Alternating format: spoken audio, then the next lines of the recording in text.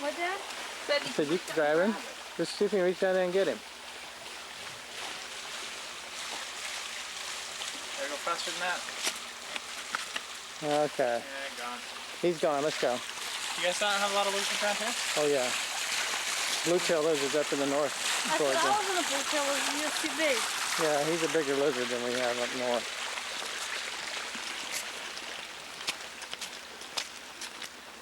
Oh, yeah. Oh, there's another lizard. That was a blue-tailed lizard.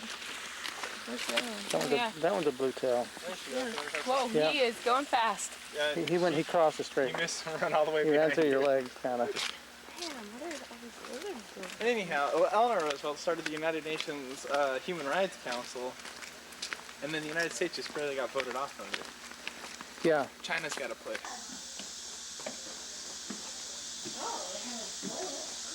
It's nice. Hit it real nice. Compared to most, I'm sure. And it got hot up here though. Okay, too hot. No, come on, there's a stove here. We could let that in. Oh, of course. Oh, that's a big Bible. Assuming that's a Bible.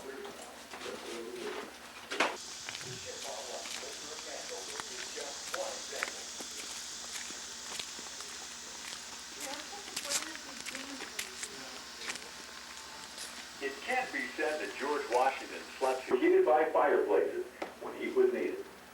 Most of the furniture, seen today, just as it was then, was made in the Valkill shop, established at Hyde Park, New York, near the Roosevelt family home by Eleanor Roosevelt and two associates to provide jobs for unemployed neighbors during the Depression. The guest house consists of an entry, a living room, a bedroom with twin beds, and a bathroom. As in the Little White House, evidence of the president's love for the sea is all around. The ship model on the living room mantel is just one example.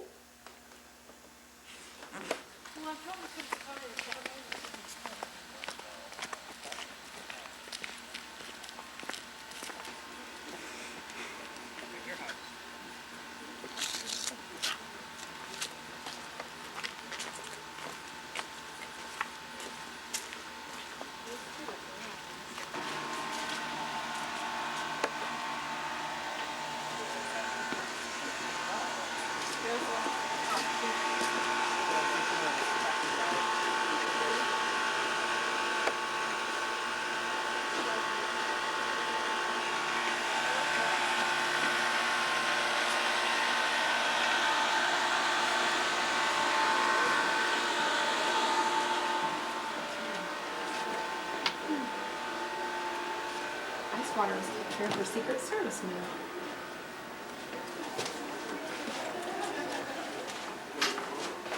You have just entered the actual home of Franklin D. Roosevelt at Wolf Springs. During his life, he lived in several places, but this was quite likely his favorite, stayed at Hyde Park, New York. From 1928 to 1932, he was governor of New York and lived in the governor's mansion in Albany. For more than 12 years, he was at home in the White House, which the federal government maintains in Washington, D.C. But the little White House, he could call his own. Mr. Roosevelt picked this site himself, on a gentle slope of Pine Mountain, overlooking a deep wooded ravine. While still governor of New York, he penciled the rough plans for the cottage. The final design, as drawn by Atlanta architect Henry Toombs, was completed using native Georgia pine lumber for $8,738.14. Oh. It was completed in early 1932, with FDR moving in May 1st, 1932. That May 5th, he hosted a housewarming party for his neighbors, and the bill for the supplies came to $31. In November of that year, FDR was elected to the cottage with the Secret Service booth located. Ship captain. That's the painting that was not completed.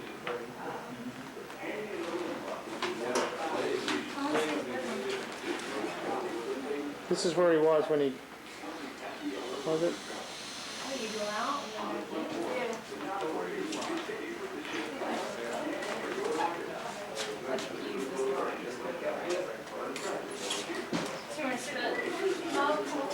I love those ships in the bottle. Where?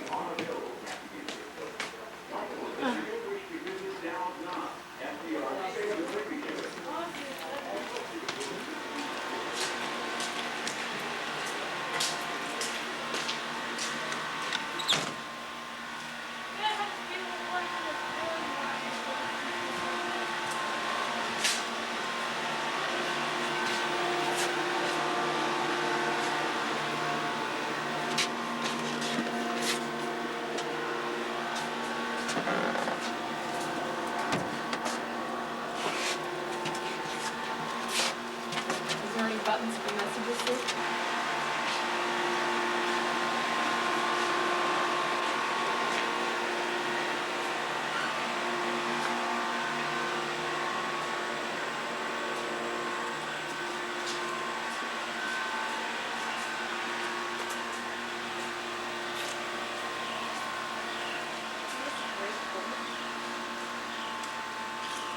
I guess they kept those floodlights on at night or something so the Secret Service agents can see.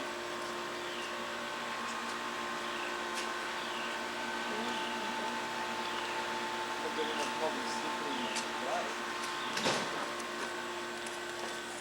We didn't.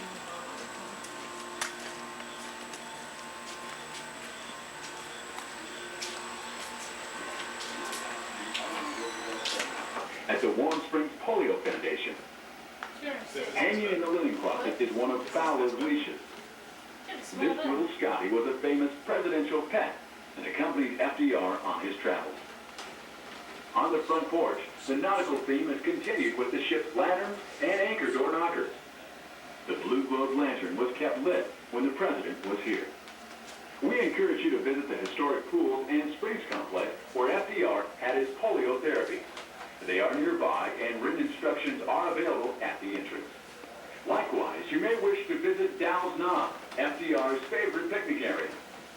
We hope you enjoyed visiting the Georgia home of Franklin D. Roosevelt, our 32nd president and a true world statesman. This Franklin D. Roosevelt was pronounced dead at 3:35 p.m., April 12, 1945. He was 63 years old. By train, his body was taken to Washington, D.C. for a state funeral. Then he was taken to his family home at Hyde Park, New York, where he was buried in the Rose Garden. In the adjoining bathroom, you will notice special features which aided FDR in everyday living. Between the bathtub and wall is a slide that allowed an attendant to pick up a drop bar of soap. The tub is placed away from the wall so that FDR could grip the side when lifting himself in and out of it. The commode is raised to the height of his wheelchair. Next, you will pass through Eleanor Roosevelt's bedroom. She was not a frequent visitor, and this was often used as a guest room. It is kept as it was in 1945. In the foyer, you will notice one of Mr. Roosevelt's wheelchairs. It was adapted from a kitchen chair by the brace shop at the Warm Springs Polio Foundation. Hanging in the linen closet is one of Fowler's leashes. This little Scotty was a famous presidential pet and accompanied FDR on his travels. On the front porch, the nautical theme is continued with the ship's lantern and anchor door knocker. And then a little later, The blue globe lantern was kept lit when the president was here. So We this encourage was you to all visit done the for historic the pool and springs complex where FDR had his polio therapy. They are nearby and Well, this wall right here, that was just dirt.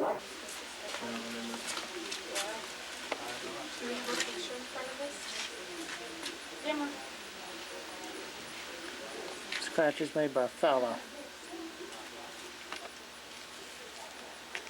What button do I press to turn it on? I don't mind. On.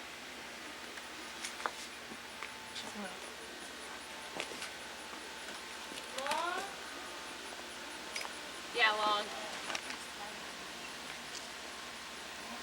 Did you take one? 1, 2, 3. Thank you. Enter to the accelerator level to allow control of the gas feed. The late Arthur Carpenter, then foundation manager, once recalled, many of and family in Meriwether and adjoining Harris counties owed their first acquaintance with Franklin D. Roosevelt to the fact that he had driven to their dooryard for a friendly chat. He knew them. He knew their troubles and problems, as well as their joys. The car was always carefully checked by Ralph Hardy before being driven by the president. After being checked, it was locked in the garage and the keys kept by the Secret Service guards until the president was ready to use it. Okay. Oh, not on the way out. Well, maybe that's the way in usually. This 1938 Ford convertible was driven in and around Warm Springs by President Roosevelt for more than 6 years whenever he visited his Georgia home. It is the last car the president used here in Georgia. Probably the first thing to be noticed is the tag, FDR1 1945, which was made for him in the Georgia prison factory. He was given the same number each year. This particular tag had been received only a few weeks before his death and is standard in every respect except for the manual drive, which was designed and built in the brake shop at the nearby Warm Springs Foundation Polio Treatment Center and installed by Don Rayleigh of the brake shop and Ralph Hardy, a local auto mechanic. The hand controls allowed him to travel the countryside with ease. You will observe two main features of the manual drive. The handle has been placed to the left of the driver's seat, constructed to permit operation of the clutch and brake. This had to be carefully measured before installation to ensure comfort for the president as he drove. A small shaft installed on the steering column, just below the wheel, was connected to the accelerator pedal to allow control of the gas speed. The late Arthur Carpenter, then foundation manager, once recalled, many a family in Meriwether and adjoining Harris County owed their first acquaintance with Franklin D. Roosevelt to the fact that he had driven to their dooryard